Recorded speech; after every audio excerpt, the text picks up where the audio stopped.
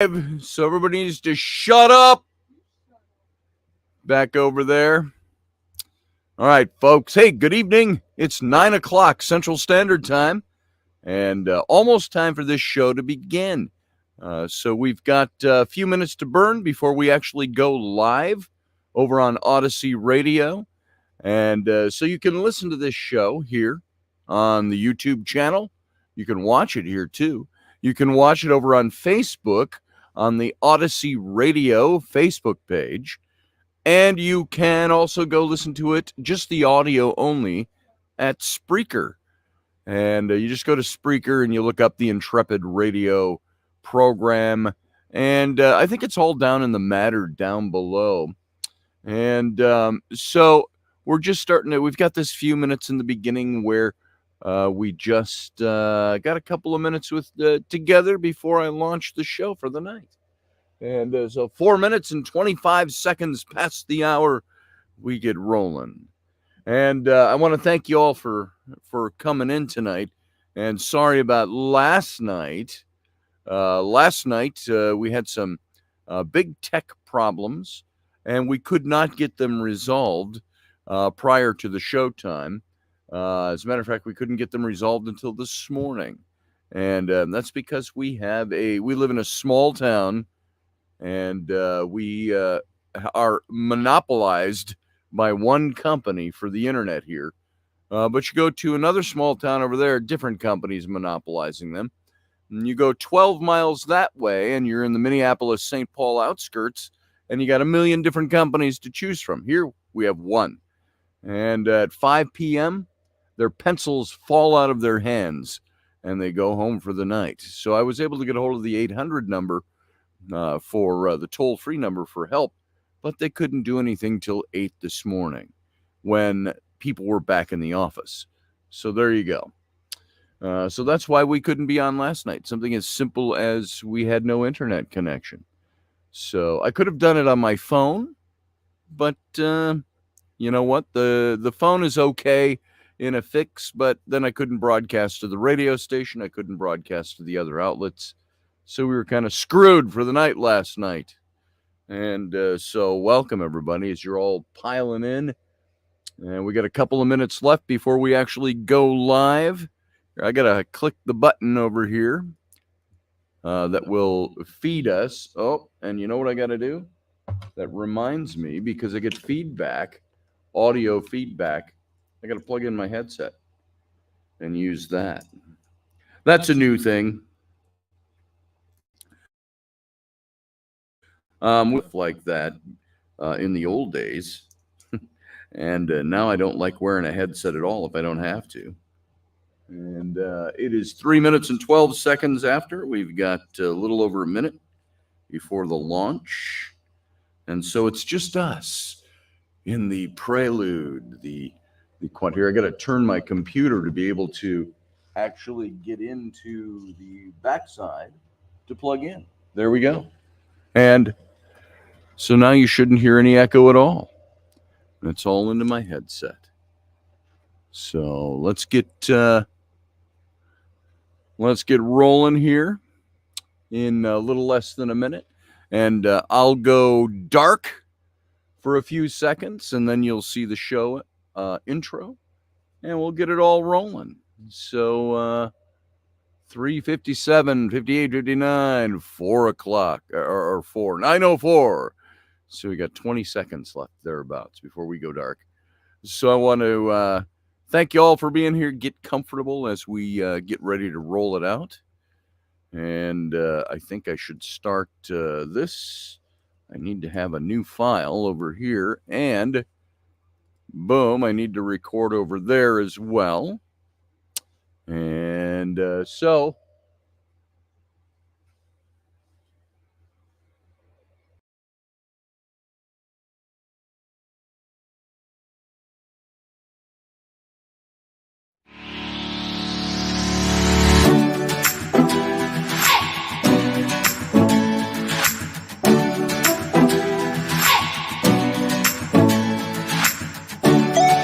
You're listening to the Intrepid radio program with Scotty Roberts.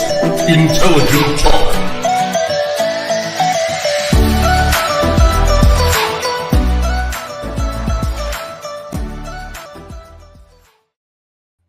And damn me if I didn't talk at the beginning again. I do that. I look at the clock and then I start doing stuff and I lose track of the seconds ticking away. So, welcome to the show this morning, folks, or this evening. Want to thank you for being here. Those of you who were here in the prelude heard why we weren't here last night. So, we're here tonight. So, that's a good thing. And this is the Intrepid radio program. If you're listening and you don't know what you're listening to yet, if you're watching and don't know what you're watching yet, this is Scotty Roberts. This is the Intrepid radio program right here on OdysseyRadio.com. And for those of you who aren't aware, this is the new incarnation of the Intrepid radio program, which really, frankly, isn't much different than the old incarnation of the Intrepid radio program. We took a few months off. We had our official relaunch this week and this Monday, and it's now Friday. So this is should be the fifth show, but it's the fourth show because we had internet connectivity issues last night and could not get on the air. I want to thank you all for being here. I see some of my old friends gathering over in the chat room on the YouTube channel. If you're listening to this in audio form and you're listening live and it's Friday night, the 18th of March in the year of your Lord and mine, 2022, and it is right around 9:06 p.m. Central Standard Time, then if you're listening and it's not an archived show a year from now, you can go over to the YouTube channel and tune in at youtube.com/Scotty Roberts. And you can join the chat room over there where all the Intrepheads are gathering. And I see some, like I said, my friends over there, Roger Rabbit. I saw Niall Parkinson from Ireland. Morgan Snow is here. Matthew Sainsbury from Barbados. And we've got Grumpy Stack. Doug Stack is there. Master Finn, Matt Finn, my first in command over at the chat room. And Susie Q, I see you over there as well. And people are lining up and coming in. So I want to thank you all for being here. If I miss your name, it's because I didn't see you come in, so I can't say hi. And we're also playing over on Odyssey Radio at just the audio format of this show. So you can go listen if you don't want to join into the chat or watch the video. And you can also join over at Facebook on the Odyssey Radio page over at Facebook, and you can join the video chat over there as well. And have copious uses of my volume button here tonight like this. Mostly because Rainey and I have been having this fighting with just a nice cold that's been attacking us for a while. And so dry coughing, and the more I talk, the more I cough. I might have taken tonight off for it, except we missed last night because of technical junk. Robert Bird, good to see you. I represent the old people, he says over in the chat room. Sarah Nichols, good to see you as well. And Carly Sagan, nice to see you. And Brianna Learman, good to see you, Brianna. And I'm sure John is around there somewhere or something. So glad to have you here. So thank you all for coming in. And last night was supposed to be our St. Patrick's Day show. And I was going to start it with something that would probably annoy the hell out of our Irish listeners like Niall, with like, oh, when Irish eyes are smiling. No, I wasn't really going to sing that last night. And lucky for you, I wasn't on the show, tempted to do it. So I like St. Patrick's Day, but only because I can put on my kilt and I can go out and with my kids and they can get candy at the local parade. And used to be able to go drinking on St. Patrick's Day, but let's see, Grumpy Stack's in the same time zone. Yeah, you are. He says over in the chat room. David Potter is here. Good to see you, Dave Potter. And so I wanted to do a show that I wanted to get to like the darker side of St. Patrick's Day, but we didn't make it in last night. So I got a couple of things I'll mention tonight, and we'll go on. And by darker side, I only mean the non-green beer guzzling, Irish eyes are smiling, kiss me, I'm Irish type of junk going on, where I've dyed my beard green and wearing of the green and all of that kind of stuff. I think it gets a little silly after a while. But there are some roots to St. Patrick's Day celebrations here in the United States, and I was going to touch on those a couple of times, and we might still do some of that tonight. Did you know that St. Patrick, who is he the patron saint of Ireland now, and he's probably the most well-known uh, Irish person in the history of the world, but he wasn't even Irish. He was Irish, I think, by adaptation, by having moved there and became Irish. It's like my forebears were all Welsh, and they came to they didn't come to the United States because it wasn't the United States when they got here back in 1710, but they became Americans, and because they lived here. And so by Master Lodge, I was Master of the Lodge. Oh, Dave Potter says. Sorry, that's over in the chat room. Folks, you want to join the conversation over there, come on over and do that. And so St. Patrick was born in Britain. He was British by the older sense of the word. He was born, what was the year he was born? Like 367 or something like that. St. Patrick, who was he? Why do we celebrate him? He's the protecting and guiding saint of Ireland. Ironically, he wasn't even Irish at all. He went from being sold into slavery to being credited to bringing Christianity to Ireland. And that was according to Elizabeth Stack, executive director for the Irish American Heritage Museum in Albany, New York. And so you look up St. Patrick to find a little bit about him. He was a 5th century Romano-British Christian missionary, and he was a bishop in Ireland. And much of what's known about him comes from the Declaration, which was allegedly written by Patrick himself. And it's believed that he was born in Roman Britain in the 4th century, so the late 300s. And he was born into a wealthy Romano-British family. And by the way, if you know anything about Roman Britain,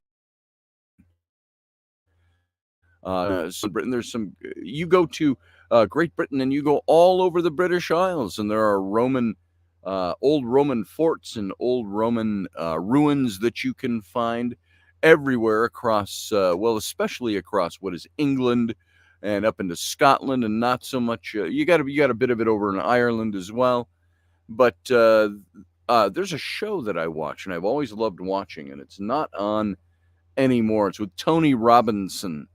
And for those of you old-timers who remember the Blackadder series, that's where I first saw Tony Robinson. He played Rowan Atkinson played Blackadder, and his servant was Baldric, and that was played by Tony Robinson.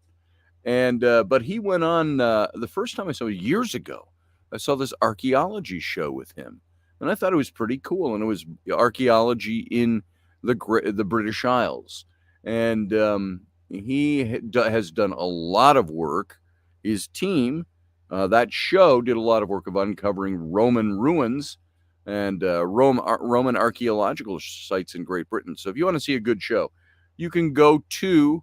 I know one of the best places to see, just go to YouTube and look up Tony Robinson. The show is called Time Team.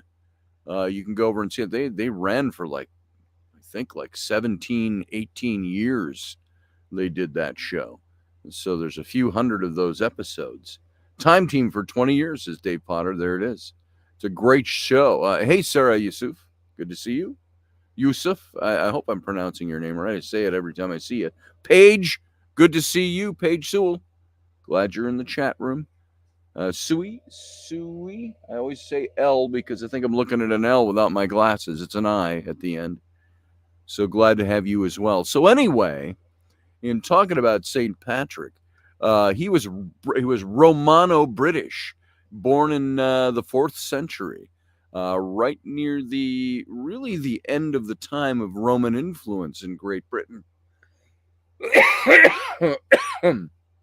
Sorry about the cough again. For those of you who were here earlier, I've got quite a cough. I picked up Rainy's cough from the last week she had it. So bad colds over here. And how'd I pick up her cough? I don't know. Get too close to her or something. So he was born into a Romano-British family. His father was a deacon. Patrick's grandfather was a priest in the Christian church. And according to the Declaration, at the age of 16, Patrick was kidnapped by Irish raiders and taken as a slave to Gaelic Ireland.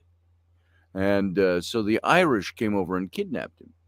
And it says that he spent 6 years there in Ireland working as a shepherd, and that during this time he found God. Now, the Christian church wasn't in Ireland, so I'm not quite sure what he fell back on, that he found God, unless he was falling back on those roots as a kid. And the Declaration says that it wasn't like he had a church to go to on Sundays. So at the age of 16 was when he was taken to Ireland. He found God, and the Declaration says that God told Patrick to flee to the coast, where a ship would be waiting to take him home. After making his way home, Patrick went on to become a priest. And according to tradition, Patrick returned to Ireland to convert the pagan Irish to Christianity. Now, if you're an escaped slave from a place and you escape and you come back years later and you're a priest, are you still a slave? I don't know.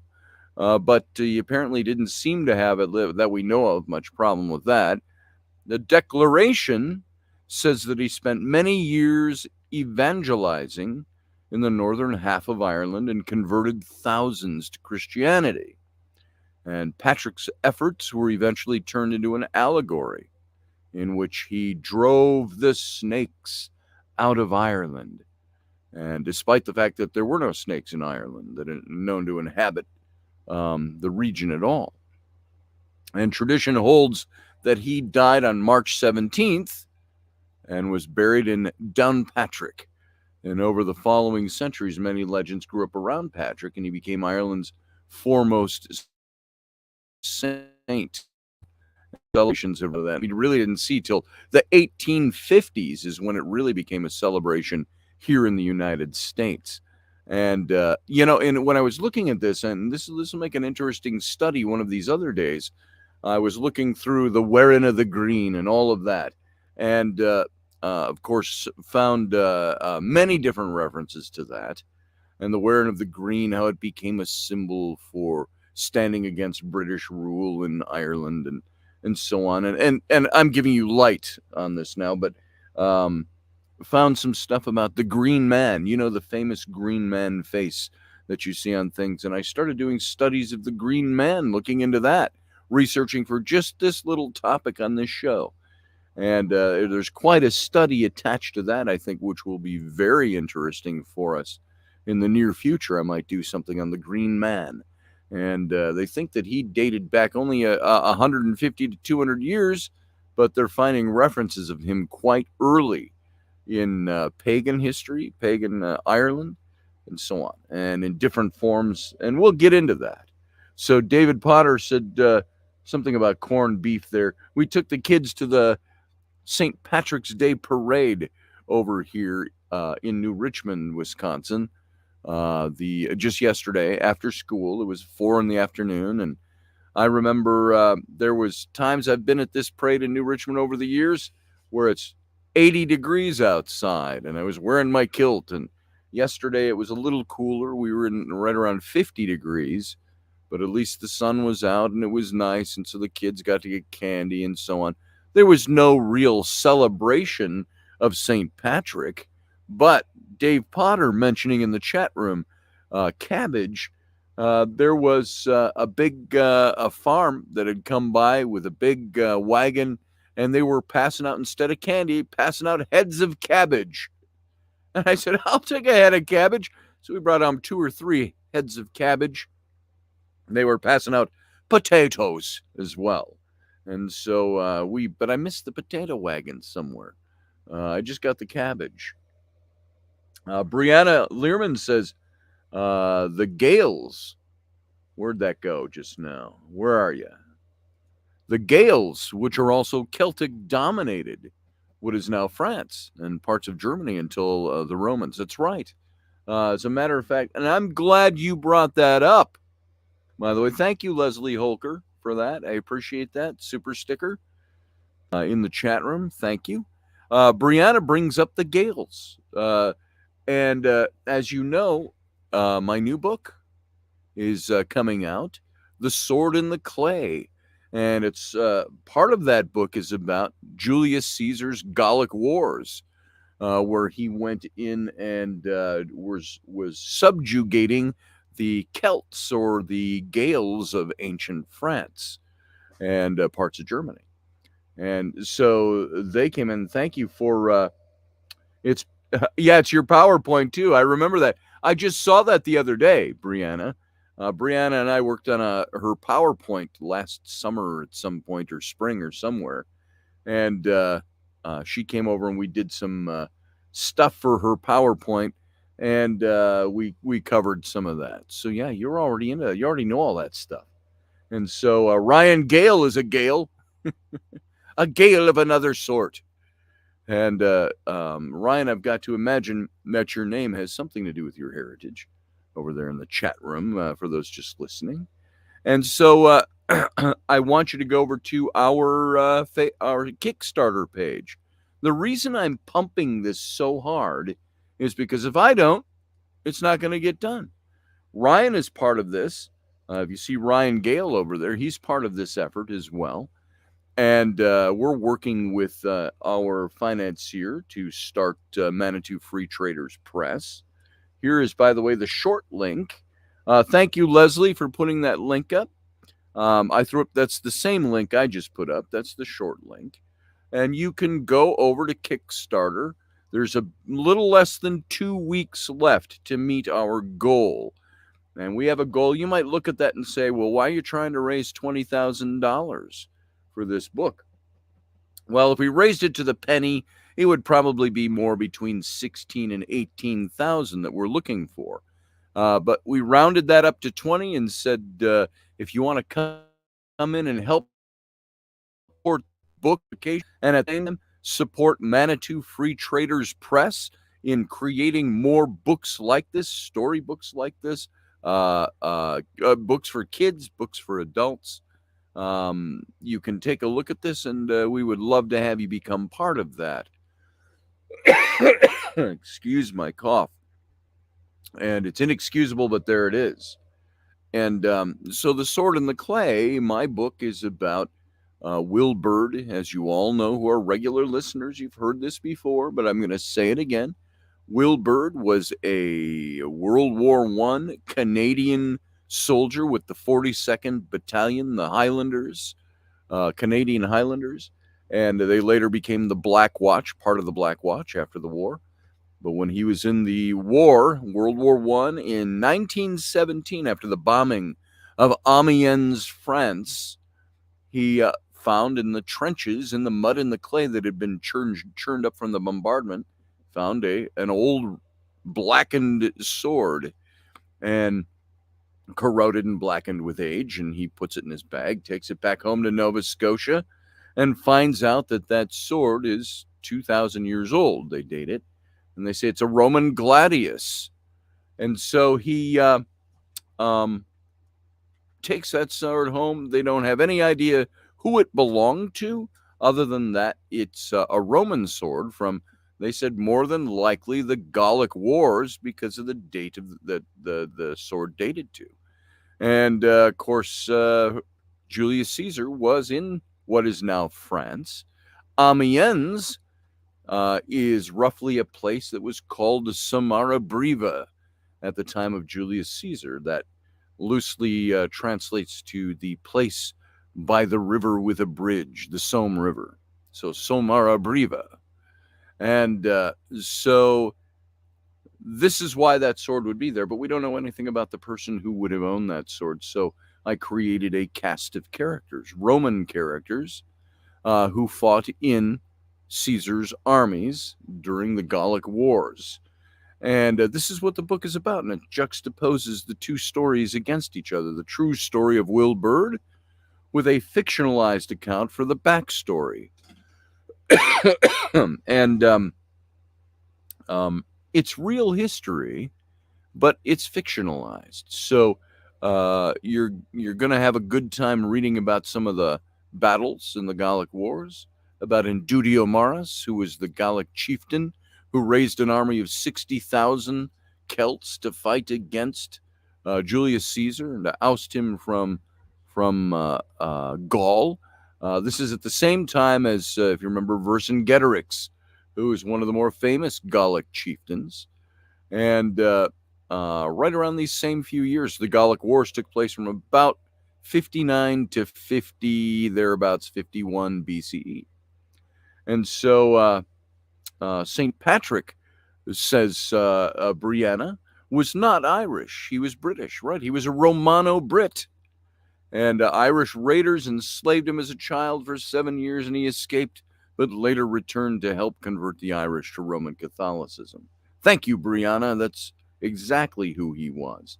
So he was Irish, not by birth, but by, I guess you could say by virtue of the fact that he moved there and spent the rest of his life there. And of course, he worked to take down paganism, Celtic paganism in Ireland. And this was the big battle of ideologies that was taking place in the world not long before the time of Patrick. If he was born in the mid to late 300s AD, remember, for the first 200 years AD, there was a great war of ideology going on. The ancient Christians were very different than the Christians we know today, or the Christianity we see today. It was ancient mystics, it was the ancient Gnostics, and there was really a division that took place there where you had one side of Christianity became more literalist orthodox, and that was the literalist orthodox Christianity, which became more better known later as the Catholic Church. And they in the here, but they in their great drive to spread the love of Jesus and salvation and the love of God, they were putting to death anybody who was pagan, anyone who believed in the Jesus through the eyes of the Gnostics, Christianity through the eyes of the Gnostics. And so I always wondered what all these soldiers eat. Said cabbage. They ate cabbage, Morgan Snow, cabbage and corned beef. So Matthew Sainsbury is putting up a bunch of little bit tidbits, as he does, of information that you can glean from what he's putting up over there. So Leslie was born and raised Catholic, and she says over in the chat room, I don't think much of the church anymore. They're more about money than community and saving souls. Yeah, it seems that way, doesn't it? And so Patrick was there to convert the pagans to Christianity. And I don't know what kind of a person he was. I don't know if he was a decent-hearted man. Was he a loving man? Was he a good man and a kind man? I don't know these things. I know that was he more interested in the souls than the lives of people? Was he more interested in converting people to the church, or was he interested in taking care of people, or was it a combination of both? I really don't know much about his personal life. And I'm sure there are books have been written that I don't know of that talk more about that. If you've got some information on Patrick and what kind of person he was, and you're sitting over there in the chat room, come on and, you can hear my children, I'm sure, fighting in the background. Nobody really cares when Dad is on the radio, so you get my familial interludes, and so kids are up there screaming at each other and fighting, and the microphone might be picking some of that up. So I thought I'd let you know. So if you're hearing that, there's a great child massacre going on upstairs right now. Let's see. Doug Stack says, I was born, not raised Catholic, because the priest kicked my family out of the church in the middle of Mass because I was 6 months old and crying in the middle of Mass. Well, yeah, there's something about that. When I was in ministry, if there were babies and I happened to be speaking to the church, I might remind them kindly that, if your baby's crying back there, you could take him back to the other room back there. There's a place where you can hear the service going on from the other room, and it's not so disturbing to other people. And we used to print that in the in the announcements flyer that would be printed up every Sunday. So I don't know what your parents experienced. It was if it was meant to embarrass them or they got yelled at or what, Doug. But yeah, that's the crying room, says Leslie. Yeah, sometimes you got to have those. So anyway, soda bread, says Brianna. Selfish mutton shellfish, selfish shellfish mutton stew, soda bread, called Cannon Champ, boxty boiled bacon and cabbage, smoked salmon, black and white pudding, coddle, barmbrack are some of the traditional Irish foods. That's right. And I've had most of those. So some of them are good. I like bangers and mash, which is basically sausage and mashed potatoes. It's not so bad. Bangers and mash. So what was I saying about Patrick?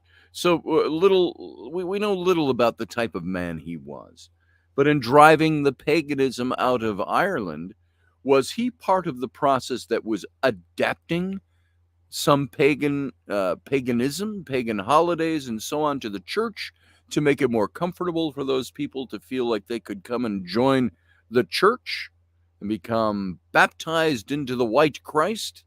Or was he one that was putting people to death?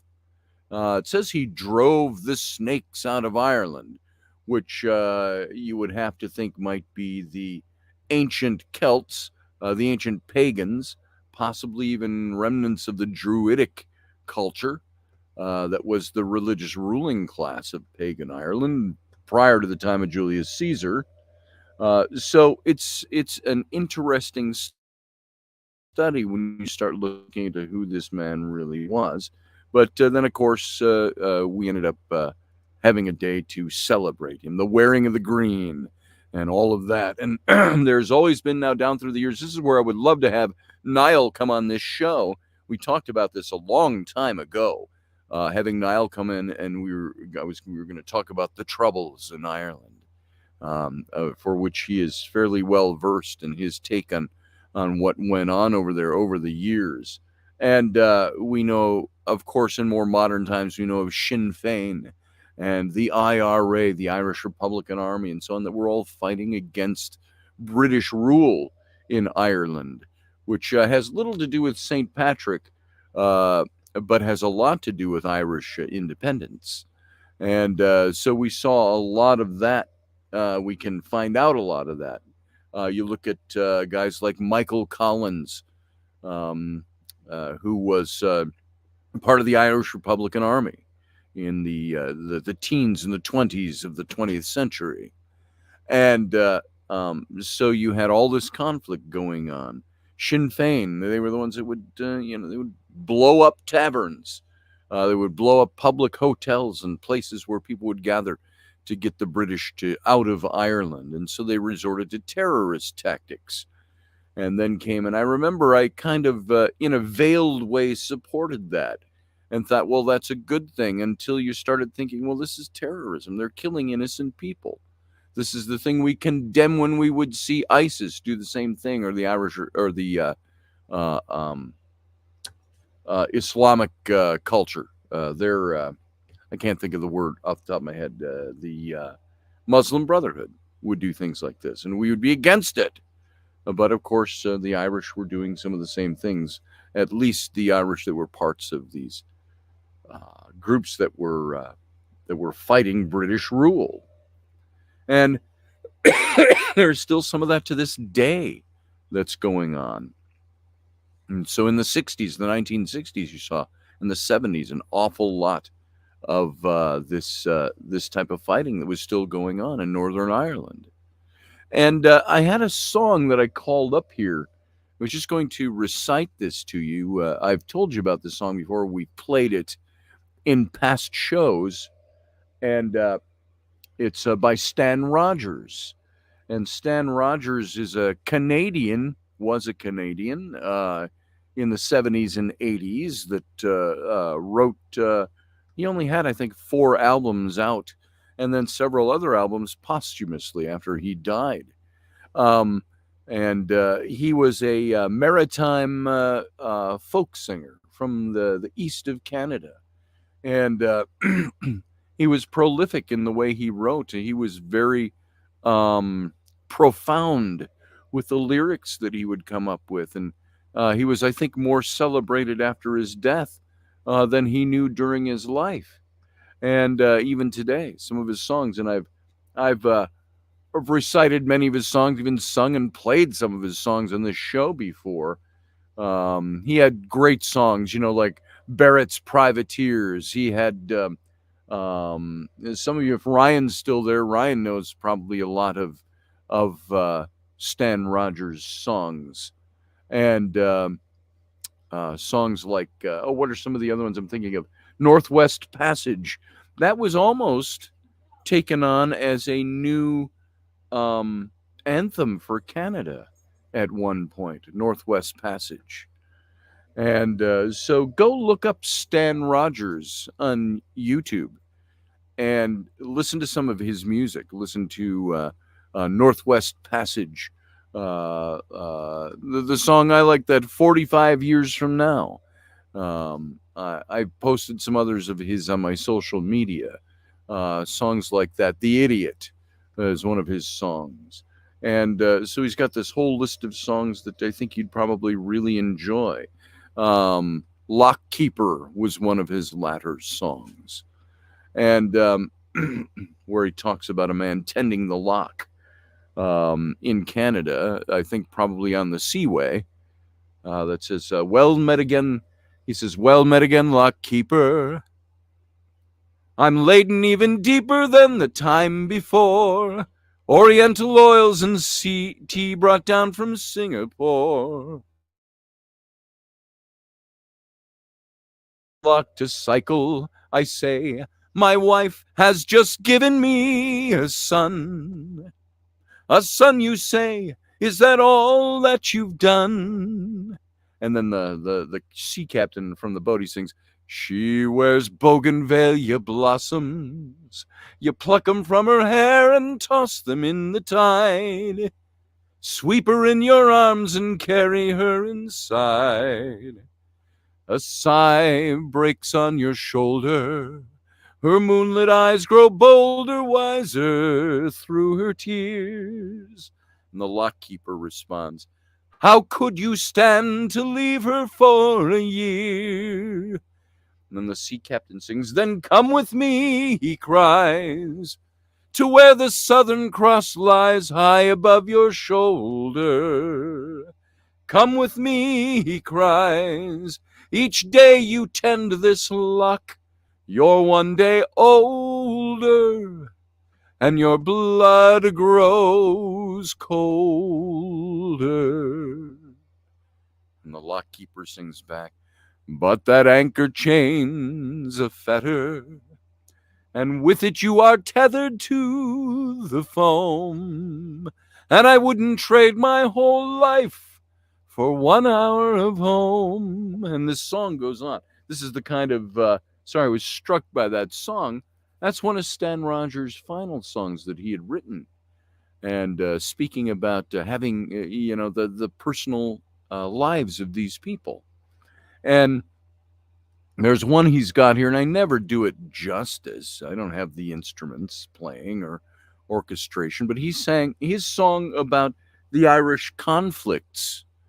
And it goes like this. He says, uh, I took back my hand and I showed him the door. No dollar of mine would I part with this day for fueling the engines of a bloody, cruel war.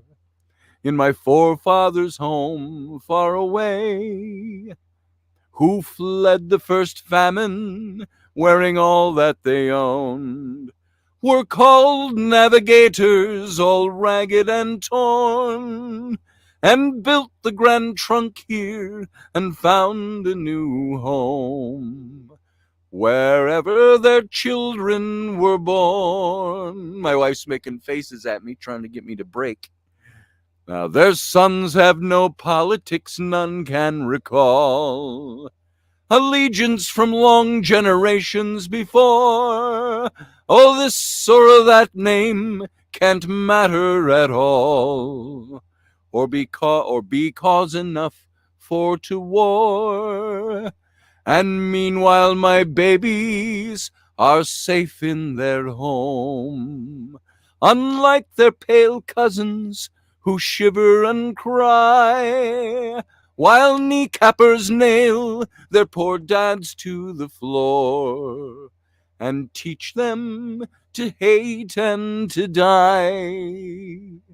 And the song goes on. He's singing about this conflict that's going on, and he wrote this song in the early 1980s while this was still going on.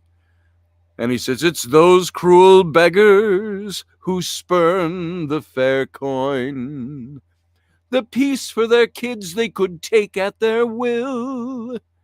Since the day old King Billy prevailed at the Boyne, they've bombed and they've maimed and they've killed.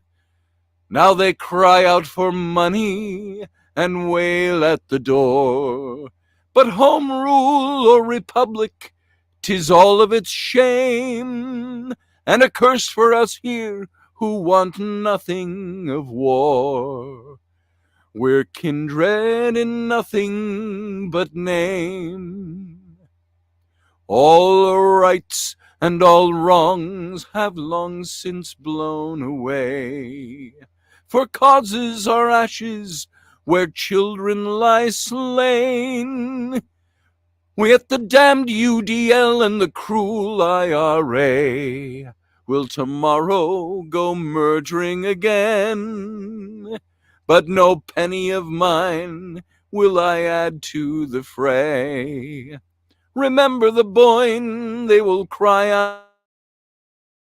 out in vain, for I heart to the place I was born, and forgiven the whole House of Orange. Now, you've got to know your history to know what he's talking about with King Billy and the House of Orange and so on. This is how Stan Rogers uh, presented the conflict that was going on in Ireland. And pardon my voice, I'm a little raspy because of the cough. I can't hold a good melody right now, but there you go. And so this is something that speaks of what's still going on in Ireland today. And I don't want to get into that because I feel like I don't know enough about where it's at now. And this is where I mentioned Niall, and I'm going to get Niall on one of these days, and we'll talk about the conflicts and the troubles over in Ireland. And Brianna says, my ears are bleeding. Sorry about that, Brianna. So, Mike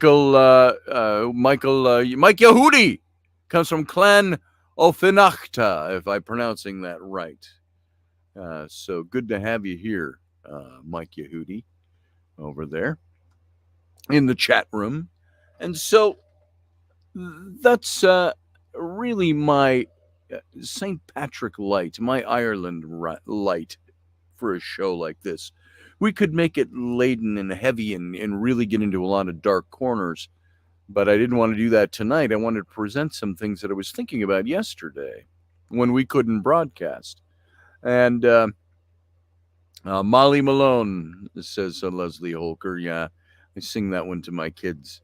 And that might be one of those songs that is a little lighter, if you will, of Irish tune, and it's the more modern take on St. Patrick's Day in Ireland and so on. And I love singing that to my kids. My little girl, Ellery, came up and asked me to sing the song about the girl who died, and that's, I think she was talking about Molly Malone, and she might have done that here on the radio. She was talking with me and Rainey or something, or here when we were on radio the other day. Sean Stroik, good to see you. He says, I'll make down at some point. What did that say? I'll make it down at some point, Grumpy Stack, spring or fall. There you go. So I don't have my glasses on, so I got to blow it up and put it on the screen to see it a little better. Otherwise, I've got to lean in like this and squint. So Leslie Holker's father used to sing Molly Malone. Leslie, I'm in such bad voice today that I have timbre today. It's down deep though. For a tenor, that's I'm a tenor, and so I'll let you know. But Molly Malone. Good night, Brianna. Nice to have you here. I'm sorry you got to leave before the show's over. You're out for the night. So good to see you. We'll see you again either Sunday morning or next Monday. What time have we got? It is 9:46 and 39 seconds. We still have about 10 minutes left of the show tonight. So don't worry, we're not going to take off too quickly. And but Matt Finn says, okay, you're all talking to each other over there. Matt Finn usually has something very profound to say, so I was just looking to see what was going on. Hey, Remeldian, I didn't see you earlier. Good to have you on. And let's see. See, I get it far away. I look at Remeldian's name, and I back out, and it looks like Jenda Leon. So there you go. That's without my glasses. So good night, Brianna, again. Glad to have you here tonight. Thanks, Sean. Don't listen to the haters. That's right. Brianna's not a hater. She's just a teaser. So, but Molly Malone, I know that's the one that sing it for, thinking of singing it for Leslie. You all know this song. You've heard it for years. It's been out there, but it says, in Dublin's fair city, where the girls are so pretty, there's none could compare with sweet Molly Malone. She wheeled her elbow down streets broad and narrow, crying cockles and mussels, alive, alive, oh. Alive, alive, oh, alive, alive, oh. Crying cockles and mussels, alive, alive, oh. I'm going to raise that up a little bit because of my voice. I started way too low, not thinking I could get to any of the high notes today. She was a fishmonger, and sure it's no wonder, for so were her father and mother before. They wheeled their wheelbarrows down streets broad and narrow, crying cockles and mussels, alive, alive, oh. Alive, alive, oh, alive, alive, oh. Crying cockles and mussels, alive, alive, oh. And this is what my kids are morbid. They like all the songs where people die. This being one of them. The third verse says, this is what Ellery was referring to yesterday. It says, how does the third verse start? It says, she died of a fever. What's the first line of the third verse? It says she died of a fever, and that was the end of sweet Molly Malone. But her ghost wheels her barrow down streets broad and narrow, singing cockles and mussels, alive, alive, oh. Alive, alive, oh. Alive, alive, oh. Crying cockles and mussels, alive, alive, oh. I'm trying to think of how that third verse started. Well, she died of a fever. And that was the end of sweet Molly Malone. That's how it goes. Thanks, Leslie. It could have been more beautiful if I was in any kind of voice. So that's our Irish singing for today. Gemma Barker, good to see you. Thanks for coming in tonight. You have no idea. Yeah, that was a mighty sang song, Master Finn. And there's plenty of others that are mighty sad Irish songs. You've heard about the Irish boomerang. Well, you throw it out, and it sings sad songs about coming back again. So there you go.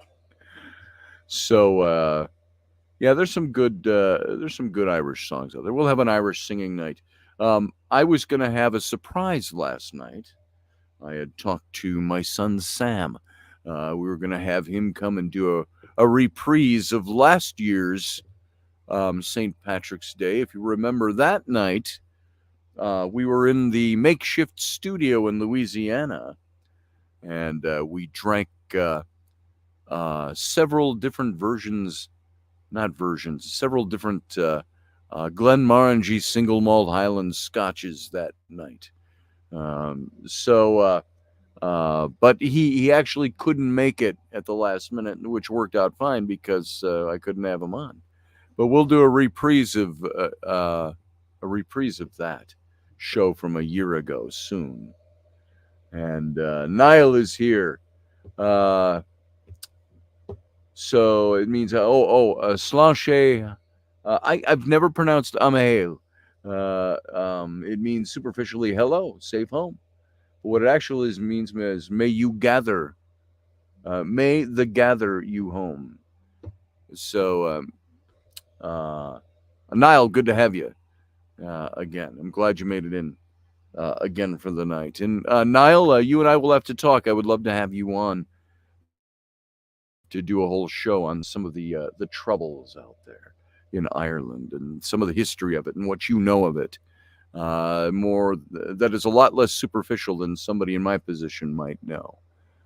So we'll talk about those things in the coming days here.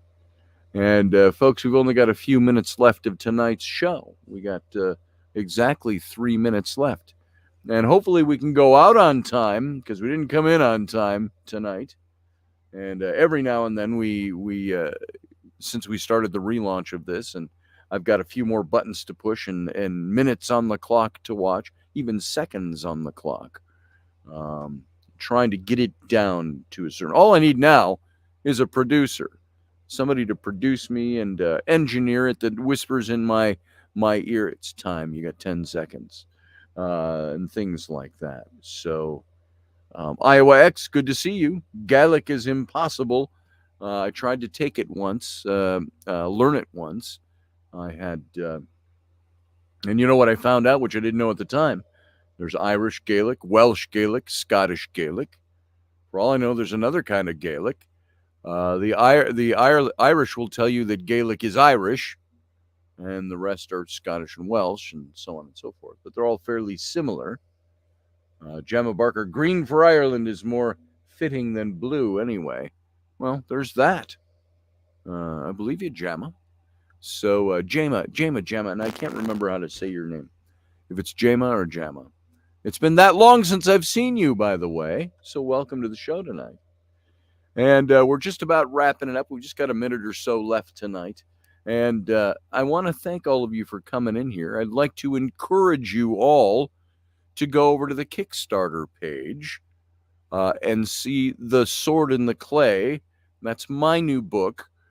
The publisher, I think, is going to go ahead and publish this, but this is a way to show him that there is interest level out there, and that he can recoup his investment on it as well by getting you to come and demonstrate that this kind of book is something you'd like to have on the shelf. Show me that you like my work, my writing, my illustration work.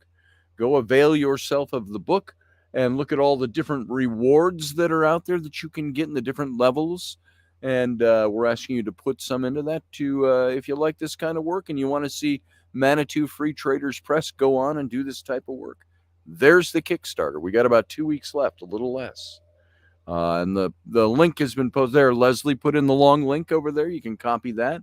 Or you can simply go over to Kickstarter.com and in the search engine type in The Sword in the Clay, the title of the book, and you'll find it. And I would appreciate it. That's very important to me. And we've got a little less than 2 weeks left to go on that. And so, folks, we're about at the end here, so I want to thank you for being here, and we'll see you again. And as always, you know what?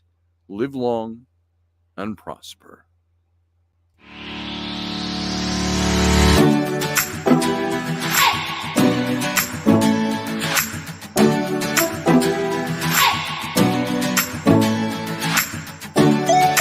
You're listening to the Intrepid radio program with Scotty Roberts.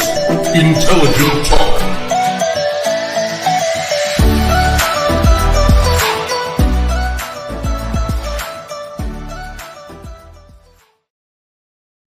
And of course, we're out now. We are no longer broadcasting. And I've got to shut off the link to the show. So hang on here. I've got to wait until the top of the hour. Well, that's it right now. Boom. Top of the minute, I should say. So we are off. And of course, once again, because I'm talking, I missed it. But thank you. Here's Rainey. Oh, thanks. She brought my guitar out in case. Come here. Come and say hi. There's Rainey. So there she is. Hi. And she brought the guitar out in case I wanted to play and sing. Well, you're singing away down here, so I figure I'll bring the guitar. Yeah, we sang a couple of songs. So a couple. I feel like you sang at least half the show. Maybe we did. I did House of Orange. Mm-hmm. Oh, and I did do the one before that of Stan Rogers. God, what song did I sing at the beginning of his? Oh, I don't remember. I don't remember either.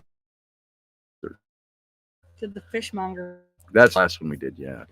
So we're calling this the Afterglow, Captain's Cabin, or the Captain's Quarter. Captain's Quarters. Yeah. Or any other ideas. Yeah. Okay. So, anyway. All right. Well, I'm going to go finish my tea and... All right. Get kids doing stuff, because... Wow. Because I'm going to...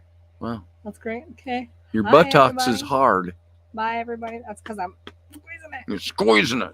Hiya! All right. See you in a little bit. Yeah, bye. Okay, bye. Have fun. Okay, bye. Have fun. So there you go. That was our show for tonight. Once again, I didn't go in or out on time, but it'll come. Sleep well, Rainey, says Leslie Holker. Who said I'm going to bed? She's not going to bed. She's waiting for me. So, mechanics.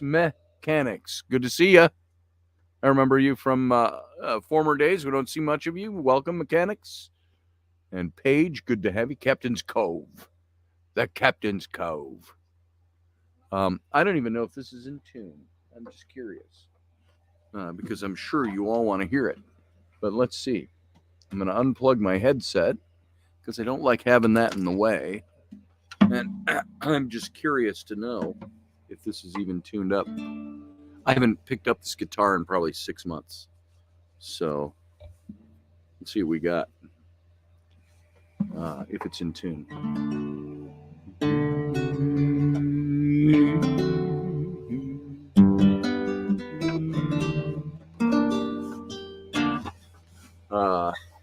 I can't even hold it right where I'm sitting. So this is with Leslie. This is the way I normally do this song for the kids. So let's see if I can even croak it out. Let's see.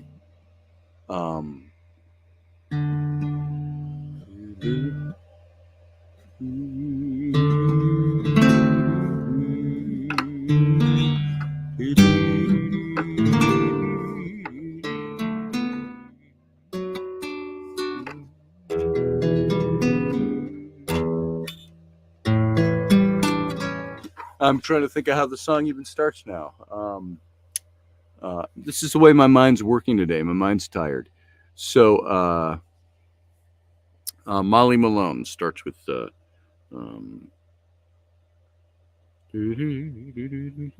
why am I blanking on the words that I just sang? Hold on. Blanking on words while I was trying to sing in Blue Day. Well, let's just see. If it doesn't sound right to me, I won't continue playing it. So, and I haven't played for a long time. In Dublin's fair city, it's already rusty, where the girls are so pretty, there's none could compare with sweet Molly Malone. See how rusty I am? She wheeled her wheelbarrow down streets broad and narrow, crying cockles and mussels, alive, alive, oh. Alive, alive, oh. Alive, alive, oh. I can't even finger my guitar right.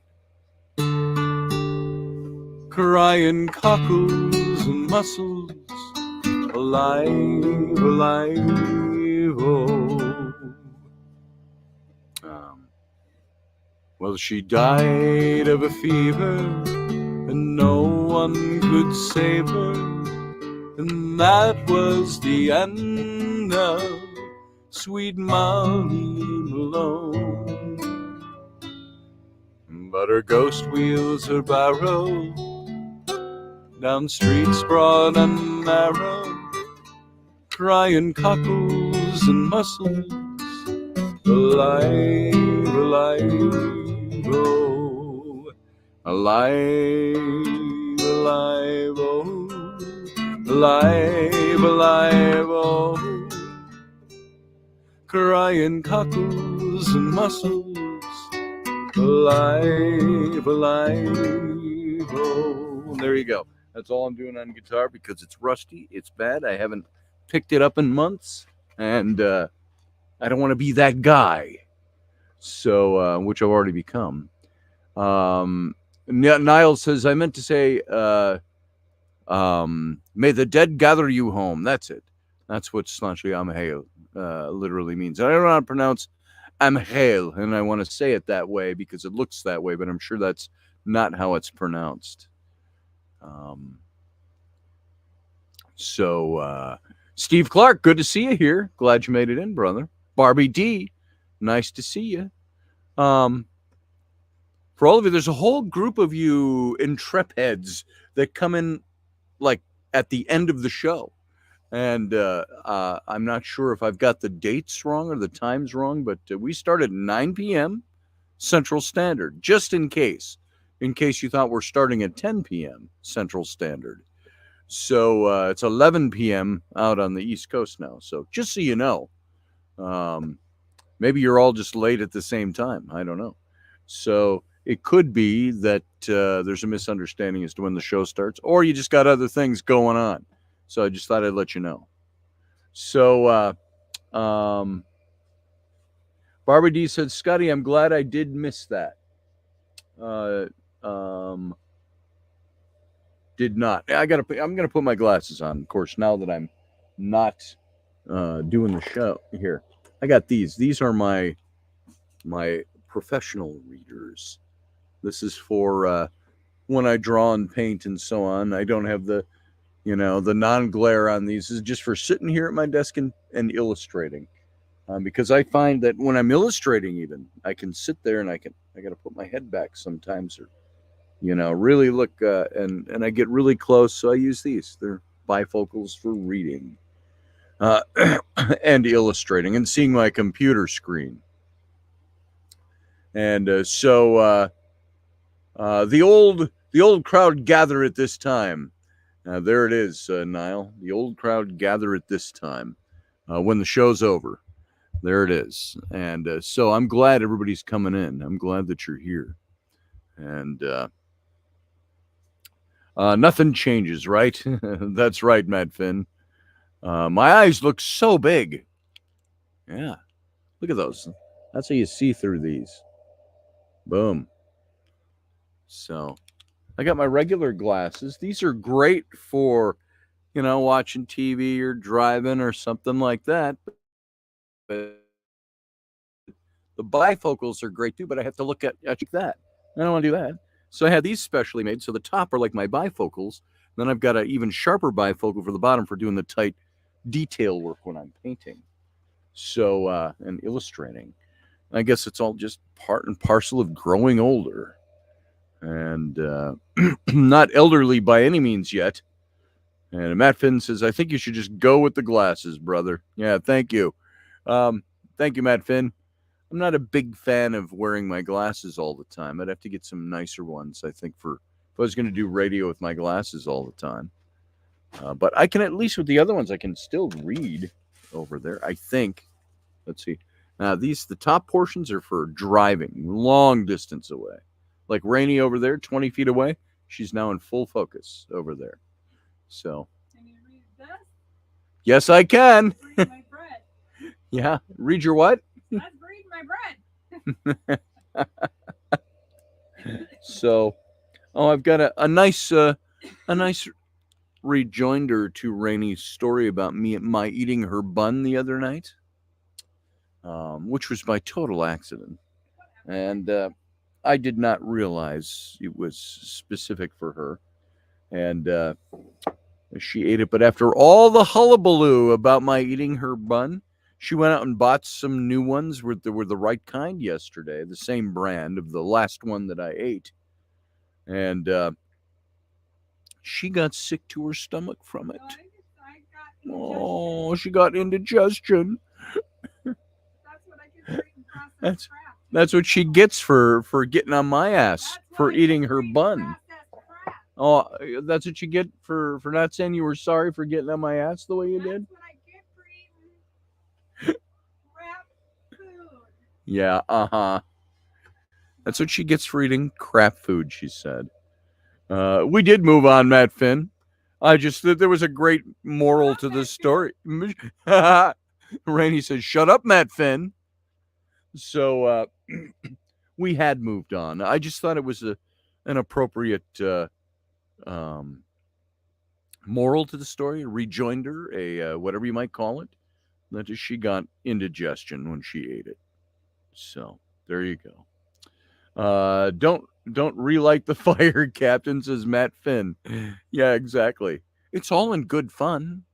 She said it was in good fun the other night. This is my good fun tonight. So really good to see old friends, says Niall. We all thought at one stage we were enemies, but the opposite is true. Very true, Niall. And I appreciate your coming in here when it's, 3 a.m. over there in Ireland? It's nice to have you. I'm glad you're here, brother. And Matt Finn said, I think Rainey's the one who told me to shut up a few times, but I still love you. What'd you say to Matt Finn earlier? No, I meant I was going to have you were going to yell at him again. It's none of my business, she said what you said to her. She said to you earlier. So there you go. So let's see. Matthew Sainsbury says, hey, to you, Barbara, I was sharing that St. Patrick's color was really blue. It became green in the 18th century when the push for Irish independence came into the 18th century by Irish immigrants. There you go. Did not know that. I thought it said bourbon over there until I called it up. Something about bourbon. So,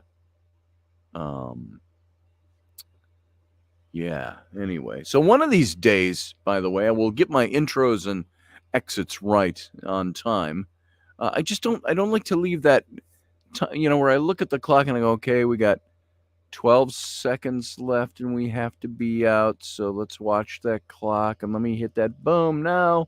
And I haven't gotten that quite down yet. So we'll get to it. So there's a little talking if you listen to the archive of this. Well, if you go over to Odyssey Radio and hear the audio tomorrow, you will.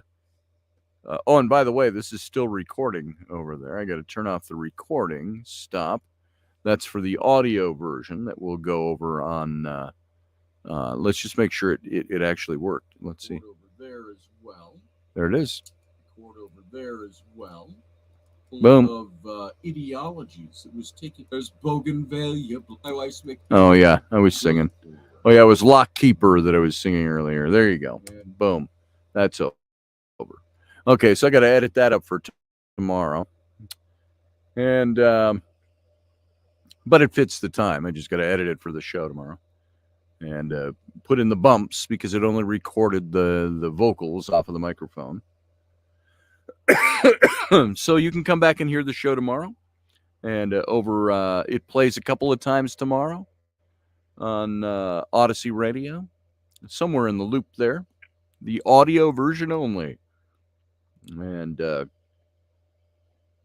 don't make Ron go into producer mode on your ass. That's right, Roger Rabbit. So he's pretty kind. I do a fairly decent job of keeping on top of things. So, but I can't seem to hit that. I can't seem to hit that timing right at the beginning and end of the show. Because I'm not paying it close enough attention or something. So, Niall says something beautiful happened in the last few seconds. An old friend from Kansas has forgiven me. Boom, there it is.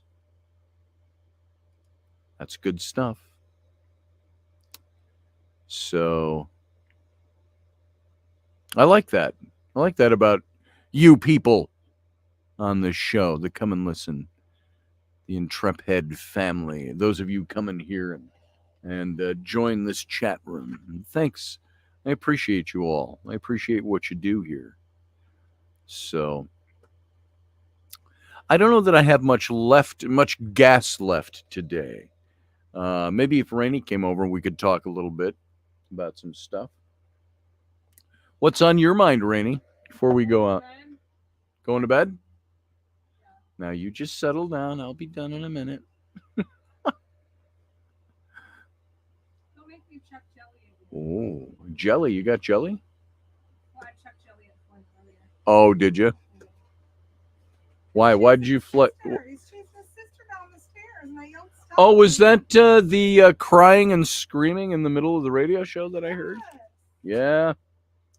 But they keep chasing each other down the stairs. Someone's falling really freaking get hurt. Yeah, they chase each other up and down the stairway here. We got a stairway landing stairway, and they were doing their chasing around. I thought you were coming over here to talk. I'm up on the bathroom. Oh, okay. I'm gonna talk from my throne. Very nice. Very nice. Here, let me turn the camera that way. No, it doesn't go that far. So, Rainey is, for all of you, the delicate ears on the show, that Rainey is enthroned way over there in that room Turn the volume up loud. with the door wide open and looking stunning as ever. So, oh, that's wonderful. That's beautiful. Am I gonna wash my hands or am I gonna not? I don't know. Are you? Yeah, I'm Yeah. gonna. You Only because we're on the radio. Only because you're on the radio. Why do you wash your hands after you use the bathroom? Only because I'm on the radio. So, I've had that happen. I was on George Norrie's Coast to Coast once, and I had to pee so bad it was unbelievable. Could be pee, could be water. Oh. Could be anything else. So, here, let's move that because that doesn't need to shine in your face. So, I'm shiny enough. shiny. So, So what happened with Flynn up there? Mid-show tonight, folks, if you heard it. Yeah. I heard the little child screaming bloody murder like she'd actually been hurt. It didn't sound just Well, he screechy. did. He punched her. So What's he punching her for? we made peanut butter and jelly. Flynn was sitting at the table, and she said something to him as she walked around the backside, like whispered something at him. And so he punched her. And then I don't remember exactly what all happened, but he got up from the chair and she went running down the stairs and he was punching at her. And What the hell? Yeah. Well, anyways, I picked up the jelly and chucked it at him. That probably wasn't good on my part, but whatever. The jar or the plastic jelly? squeeze bottle of jelly. He is not getting over that. And he ducked. Realizing he does ducked, not. So instead of it hitting him in the shoulder, Oh, well. cut him in the head. That's all right. He might have a bruise. He might not. Cool mean face, Rainey. Cool mean face, Rainey. Yeah. Glad you're feeling better. Sorta. Not to be like, I woke up today and I'm hurting again. All my lymph nodes are swollen in my neck, my throat sore. Runner, Scotty, your book looks incredible, says Niall. The best artwork of your career and the most personal subject matter. What was lost and found? Very similar to Joan d'Arc. Well, thank you, brother. I appreciate that. You write something and it could be deeper. It could be longer. It could be more in depth. Yeah, it could be deeper and longer. Shut it. Shut it. So, and all I mean by that, yeah, there you go. Now she's got my mind somewhere totally different. What are we talking about? Where were we? Leave it to my wife. So,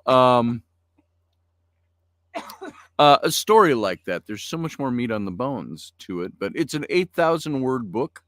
It's not a long book. It's about 85 pages. You're pulling on my back. Sorry. We're just in a weird position here. I know. So, it just pulls me further in. Not trying to pull. Here, have a seat. Arches my back all funky. Have a seat. Just push the mic a little back out of the way. There you go. All right. There it is. That's better. So, let me leave my glasses back on to see what people are saying over there. Older siblings, Leslie says, older siblings don't have a clue how painful their punches are, right? That's the truth. It's gotten to the point now when they hit and they want to hit me too. And it's like, you can hit me, but I tell you what, I'm not playing and I'm going to hit you full force mom style. Mm-hmm. And they're starting to understand I don't quite hit that hard, but I hit hard enough to let them know that it hurts and quit hitting. Yeah. Yeah. So, and then Leslie says, gargle with peroxide water. I can try that. I think some of it, at least today, is with all that melting snow yesterday and the mold and all the crap coming out from underneath the snow. And all I want to do is go outside, and it's probably the worst place to be because I'm feeling it. And I've got the same thing going on with my throat from her the last few days. And boy, today I was just tired, just draggy all day. So those tacos didn't give you energy? No, I had one of those tacos today, and Rennie brought me tacos. She came in the door. Oh my God, now that I know Taco Bell tacos are gluten-free, seriously. It's every other day. It's tacos around here. So air quality's been terrible up here. Same with you, Matt Finn, I'm sure. Scotty, put your pants on, says Doug Stack. Scotty's pants are on. Yeah. Yeah. Yeah, Doug. So, Doug. Snoo. Do you want some cheese curds with that, Snoo? Oh my God, did Scotty tell you about the parade? Do you know what they throw at parades in Wisconsin? Yeah. Cheese curds. They threw packets of cheese curds as well. And I totally forgot mine in my pocket, which sucks because I won't eat them now that it's... You don't like them like gummy bears? Nice and cool. Hold on, I'll go get them. Gooey. Hold on. So... You can smell them and see if you want. Bring a cabbage. I'm going to show the cabbage they were throwing out at the parade. I think that's great that they were throwing cabbages at the parade. And I got to think of a good cabbage dish to make. You know, you could ferment it and make coleslaw or kimchi or something like that. But who knows a good dish that uses cabbage? I know there's corned beef and cabbage, the stereotypical. But anyway, if you know of a good one, let me know. The resonance for me was with Jean or Joan, and also with Gaelic tribal chiefs. The Roman sword for me is what I will take from it. Yeah, thank you, Niall. So that for me too, and the story, writing this story just flowed for me. It was hardly an effort, hardly work. So what do you got there, Rainey? Cheese curds. Cheese curds. That's what they throw out at the parade. Ellsworth cheese curds. Where's my mouse? There it is. We'll see if they're still good. Yeah. They smell like bad milk. Well, I don't want to smell them then. This smells awful. Smell it. No thanks. Yeah, this is what I got at the parade yesterday. Yeah, look at that. It's okay. Look at that. So. Our squeaky here. Let's miss. You had that one. The squeaky curds. Squeaky. We got 2 of these. Lucy likes curds. We already got 2. Did we not get more than 2? No, we just got 2. So. And then we 2 missed cabbages. We missed out on the potatoes. So they look better on her than me. So that was neat. I've never gotten a cabbage at a parade before. I wish I'd not missed the potatoes. So you were too in awe of the cabbage. I was too in awe of the cabbage. It's not the first time they've handed out cabbage and potatoes, though. First time for me. I was bummed out though that this year they usually bring a little calf with and walk I guess older calf because whatever's, but they usually walk a calf with the cheese curds, and there wasn't the cute little calf walking along. Oh well. But somebody had a goat. Yep, someone had a goat. The pagans of Somerset were walking their goat in the parade. Hey, Steve Clark, you want to send some blackberry moonshine this way? Yeah. Yes, he does. Send it. So. Yeah. Hey, Paige, how you doing? What always lumpia, she says. Lumpia. I'm not sure what that was in chow mein. Lumpia, that must be a cabbage dish, huh? Trash can cabbage, says Grumpy. Thanks, Niall. I appreciate Steve puts cabbage in a stew. I like to cabbage do in the stew, yeah. We fry up a pound of bacon. Well, maybe not a pound of bacon, like a half a pound of bacon. And then put some onions in it. Put some onion in it. Fry up the cabbage, some carrots. And then I usually throw an egg or 2 in there. Scramble it up. That does not sound bad right now, actually. It tastes really yesterday good. You mentioned you were going to make some of that, and I was like, eh. But right now it sounds kind of good. Right. So, let's see. You got 3 cabbages at the parade. All is missing is someone in stocks. Tomatoes and eggs. That's right. There it is. Well, that's kind of what my thought was like, are we supposed to throw these cabbages back at some point? That's right. That's right. I got pretty good aim. Yeah, that's what they should do in the parade. They should bring all the prisoners out from the local jail in the parade, in public parades, and we can all throw cabbages at them. That's it. So reenacting something out of history. Just tell them it's not about you. It's not about political correctness. We're just having fun reenacting history. Right. So. These cheese curds actually aren't too bad. That's good. Oh. No, thanks. No, I don't want one right now. No, thank you. Lucy wants one. Look at that. Don't want one. Lucy will eat anything. She wants it. Mm. Yeah, Lucy ate my sandwich today. Ha! That's what you get for eating my bread. Yeah. Duh. You get indigestion for making a big deal out of it. I get indigestion whenever I eat bread anyways. I don't know. My body's changed so much after 3 kids. Good night, Leslie.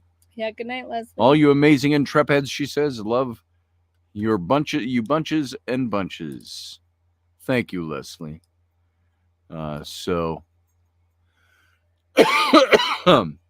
we're not going to stick around too much longer tonight. No, I'm ready to go to bed. So, me too. I'm ready to call it quits. Let's do it. Fun. So, guys, I want to thank you for being here. I want to thank you for all your support. And we'll get all the little tiny idiosyncrasies of the show working and right again. I just got to get used to doing it that way. I've done it so many years the other way. Right. So appreciate you all being here. And so you have a good night. And why don't we go out with a little fanfare? Here, I'll give you the Sunday morning show intro for our outro. Have a good night. And say good night, Rainey. Good night. Good night, Rainey.